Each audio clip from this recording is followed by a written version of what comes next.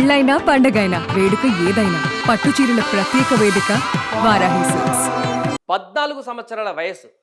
ఈ వయసులో మనం కానీ, మీరు కానీ ఏం చేస్తారు? మాక్సిమం స్కూల్‌కి వెళ్ళి, ఆ తర్వాత ఇంటికొచ్చినప్పుడు ఆటలాడుకోవడమో, బయటికెళ్ళి తిరగడమో, ఫ్రెండ్స్‌తోని కొట్లాడుకోవడమో, ఇప్పుడు మొబైల్ కాబట్టి ఈ గేమ్స్ ఆడడం చేస్తుంటారు.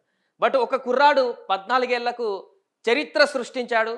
ప్రపంచం దృష్టిని ఆకర్షించాడు. సచిన్ లాంటి గాడ్ ఆఫ్ క్రికెటర్స్ నుంచి ప్రశంసలు అందుకునే విధంగా హిస్టరీ క్రియేట్ చేశాడు. చాలా చాలా చాలా ఉద్దండ క్రికెటర్లను కూడా ఆశ్చర్యంలోకి ముంచెత్తించాడు. అతనే మన వైభవ్ సూర్యవంశి. నిన్న ఒక పెను సంచలనం సృష్టించిన ఈ బుడతడు గురించి మనం ఎంత ఎక్కువ చెప్పుకున్నా కూడా తక్కువే అవుతుంది. ఎందుకంటే ఒక సునామీ సృష్టించాడు నిన్న. Rajasthan Royals versus Gujarat Titans మధ్య ఐపీఎల్లో జరుగుతున్నటువంటి మ్యాచ్లో ఒక పెను విధ్వంసాన్ని సృష్టించాడు. ఎవరు ఊహించలేదు. ఒక 14 సంవత్సరాల పిల్లోడు, మూతికి మీసం గడ్డం రానైనటువంటి ఒక పిల్లోడు, స్కూల్కి వెళ్ళేటువంటి పిల్లగాడు, ఇంకో రకంగా చెప్పాలంటే స్కూల్కి వెళ్ళేటువంటి పిల్లగాడు సమ్మర్ హాలిడేస్లో ఏదో ఒకేషన్కి వచ్చినట్టు వచ్చి ఐపీఎల్లో ఆడి అరంగేట్రం చేసి మొదటి మ్యాచ్లోనే అందరి దృష్టిని ఆకర్షించి మూడో మ్యాచ్లోనే విధ్వంసాన్ని సృష్టించి రికార్డ్స్ అన్ని తిరగరాశాడు. ఒక రకంగా 35 బంతుల్లోనే సెంచరీ. ఇప్పటివరకు ఐపీఎల్ మొదలైనప్పటి నుంచి కూడా హిస్టరీ మొత్తంలో కూడా రెండో అత్యధిక సెంచరీ. క్రిస్ గేల్ 30 బంతుల్లో సెంచరీ కొట్టాడు ఒకసారి 2013లో. ఆ తర్వాత మన వైభవ్ సూర్యవంశి 35 బంతుల్లో సెంచరీ నమోదు చేసి హిస్టరీ క్రియేట్ చేశాడు.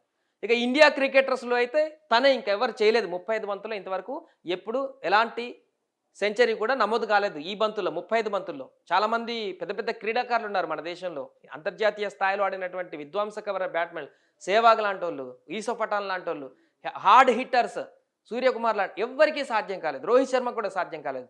సింపుల్గా మూడో మ్యాచ్లోనే అరంగేటర్ చేసినటువంటి మూడో మ్యాచ్లోనే తన ప్రతాపం చూపించాడు. కేవలం 35 బంతుల్లోనే సెంచరీ నమోదు చేసి ఒక రకంగా ఆయన సెంచరీ కొట్టిన తర్వాత స్టేడియం మొత్తం హోరెత్తిపోయింది. అందరూ లేసారు. ఒక్కసారి స్టేడియం మొత్తం లేసారు. రాహుల్ ద్రావిడ్తో పాటు ఆపోనెంట్ టీం జీటీ కూడా మొత్తం ఆ టీం మొత్తం లేసింది. అక్కడ గ్రౌండ్లో ఆడుతున్నటువంటి ఫీల్డర్ అందరూ కూడా వచ్చి సెకండ్ ఇచ్చారు. అంత అద్భుతమైనటువంటి బ్యాటింగ్, కళ్ళు చెదిరేటువంటి బ్యాటింగ్. భవిష్యత్ క్రీడాకారుడు ఇండియాకు అనేటువంటి ప్రశంసలు ఇప్పుడు అందుకుంటున్నాడు. ఈ విజృంభణ చూసిన తర్వాత భారత్లో ఎలాంటి క్రికెట్ క్రీడాకారులు ఉంటారు, వెలికి తీస్తే ఎట్లాంటి వజ్రాలు బయటకు వస్తాయనేటువంటి చర్చ ఇప్పుడు మొదలైంది. ఏదేమైనా కూడా నిన్న జరిగినటువంటి ఈ విధ్వంసమైనటువంటి బ్యాటింగ్ తోటి సూర్యవంశి ఓవర్ నైట్ స్టార్ అయిపోయిందని చెప్పొచ్చు. ఫస్ట్ మ్యాచ్కే అందరి దృష్టిలో పడ్డాడు. సుందర్ పిచాయ్ లాంటి వాళ్ళ కామెంట్ పెట్టారు, నేను ఈ బుడ్డోడు ఆట చూడడానికి నిద్రలేచానని.